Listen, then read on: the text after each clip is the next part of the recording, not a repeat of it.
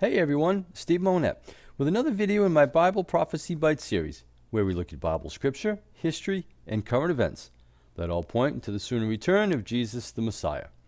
Okay, so for today's video, this will be part 9 of my series, Come Out of Her, My People.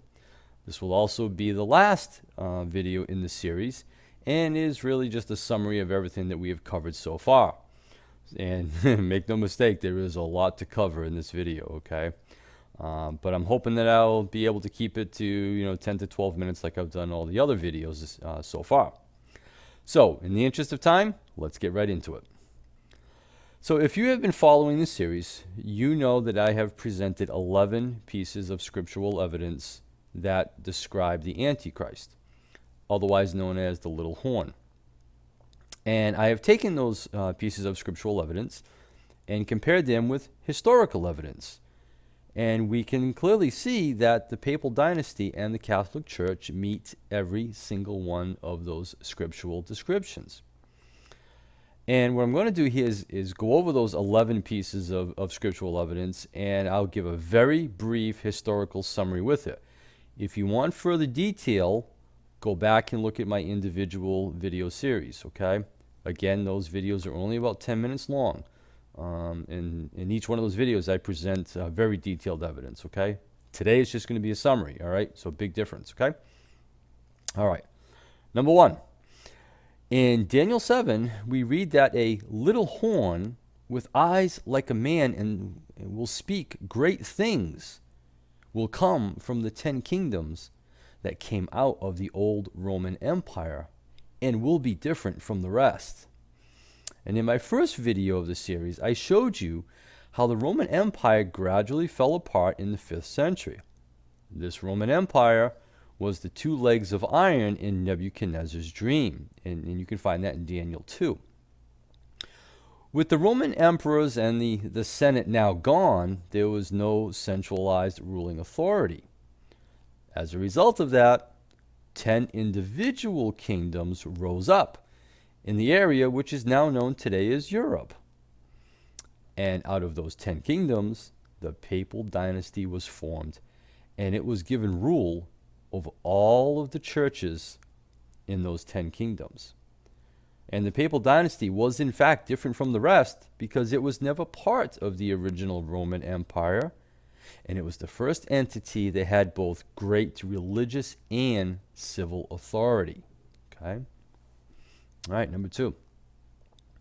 Daniel 7 tells us that this little horn, or Antichrist figure, will destroy 3 of those 10 kingdoms. And in one of my videos, I showed you how the Papal Dynasty, with the help of the Emperor Justinian, was able to destroy and uproot 3 of those 10 kingdoms. And he was able to do that through war. Now, those 3 kingdoms were made extinct, and even today they are still extinct, along with all of their peoples as well. And those 3 kingdoms, if you want to go and do the research, is the Heruli, the Ostrogoths, and the Vandals. Okay? History speaks to this, so this is not just something I'm making up, as I have been accused of in many comments, okay? Now, number 3. Daniel 7 and Revelation 13 also tell us that this little horn with eyes like a man will speak out against the Most High God. Now, we do know through history that the Papal Dynasty spoke some very, very blasphemous things against God the Father. I mean, these guys called themselves Christ on earth, stated that they were representative of Christ, that they took the place of Christ. They even stated that they had authority over the entire church body, and that they were infallible or without error in matters, and all matters related to Bible interpretation and teaching. So yeah, they really spoke out some really blasphemous things, to say the least. All right, number 4. Daniel 7 and Revelation 13 and Revelation 17 all tell us that this little horn will wear down the saints, and as Revelation 17 says, will be drunk with the blood of the saints. Now again, history tells us that the papal dynasty was in fact responsible for the Inquisitions, which really led to, some, depending on what historian you talk to, some 60 to 120 million Christians being tortured and murdered at the hands of these Jesuit order popes. It's just mind-boggling to think about that. And the horror and the torture methods that they used were just, I don't even have a word for it. I really don't. Evil just does not adequately describe it. It really doesn't. All right, number 5. Daniel 7, again, it tells us that this little horn with eyes like a man will make changes to times and laws. Well, guess what? It was the papal dynasty that changed the day of the Sabbath to Sunday, which is the day of the sun god. Interesting. And it was the papal dynasty that made divorce between a man and a woman legal, to allow priests to forgive sins. They even allowed their priests to supposedly get somebody out of purgatory with monetary, what was called indulgences. It's a pretty convenient term, isn't it? They even created their own calendar known as the Gregorian calendar, which is in use today. And they created this calendar, which in all honesty, completely replaces God's calendar, which we know is in the sky. So, yeah, they did make changes to times and laws, and I don't see how that can be in doubt. All right, number 6. Daniel 7 and Revelation 13 also tell us that this little horn will be in power for 1,260 years. Now, in Daniel 7, that's described as times and the dividing of time. In Revelation, it's called 42 months. Okay, it's still one and the same. Okay, and again, I did a video on how to calculate that. And again, please refrain from the comments telling me that I'm an idiot or that I don't know how to read and how your version says 42 months and not 1,260 years. I know how to read the Bible. Okay. Catholic Church history shows that the papal dynasty came into power in AD 538, when the Justinian decree went into full effect. It was that decree that gave complete authority to the papal dynasty over all churches in amongst those 10 kingdoms.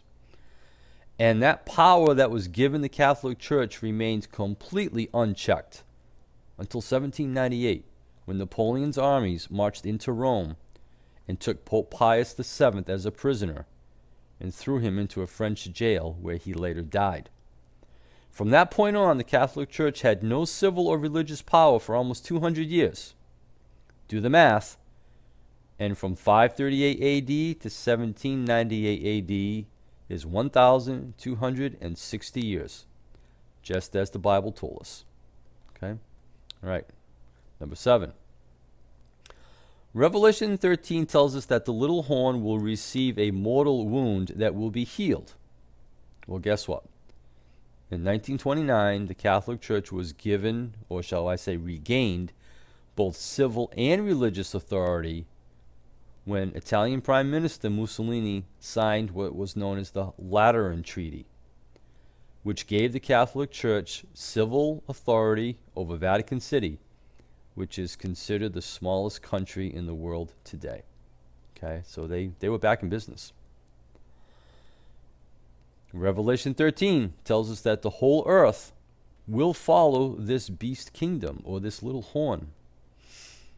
Watch any video of the Pope where he travels, and this one included, and you can easily see where he can gather a crowd of thousands, quite frankly tens of thousands in some cases. And today, it is reported that there are 1.2 billion Catholics spread across the globe.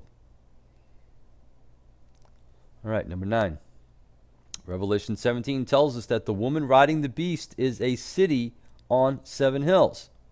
Well, guess what? Vatican City, which is in Rome, Italy, is a city that has 7 hills.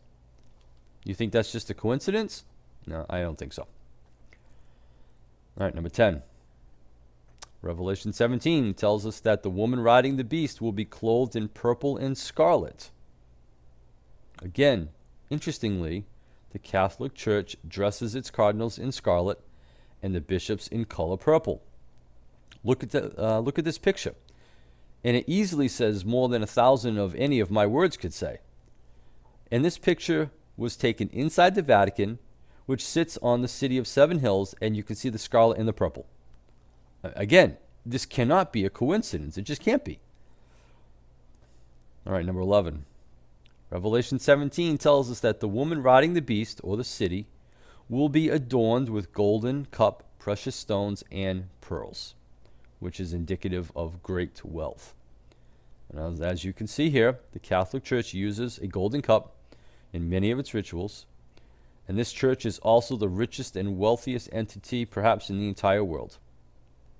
And it is this wealth that came from torture, murder, and these indulgences that they demanded from relatives that they were torturing and murdering. And that all occurred during this 1,260-year reign of terror on Christians. Now, I am not a mathematician by any stretch of the imagination. Don't want to be either. But the chances of a single entity fulfilling all 11 scriptural descriptions has got to be astronomical. I don't even know if it's calculable, to be honest with you. But it can't be, some small number. It just can't be. Okay, so there you have it.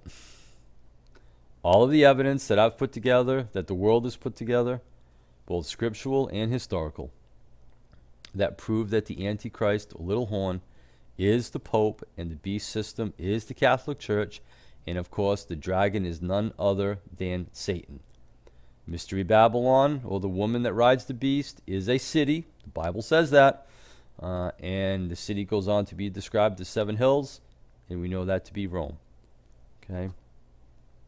History proves that the beast kingdom of Daniel 2, the 10 toes, Daniel 7, Revelation 13, and Revelation 17 are all one and the same. Do a study, side-by-side comparison. You'll see it for yourself. Okay, you don't have to be a scholar to understand this, okay? And it really all seems to fit together quite perfectly. And there is just no way it can be a coincidence. But unfortunately, many will believe otherwise. Many will refuse to look at the evidence. And as a result, many will remain blind. And as a result of that, many people will not be able to come out of her or the Catholic Church. Okay, so that is it for today. And that is it for this series. So hopefully the series has been helpful to you. Hopefully you were able to get something out of it. And thank you very, very much for bearing with me and watching this entire series. A lot of work went into it. A lot of study went into it. And I'm almost kind of glad it's over just because of all the work that we had to put into it. But this is something I've wanted to do for a long time. And I'm finally glad I got a chance to do it. So until next video, keep looking up. For our redemption draws near. Thanks for watching.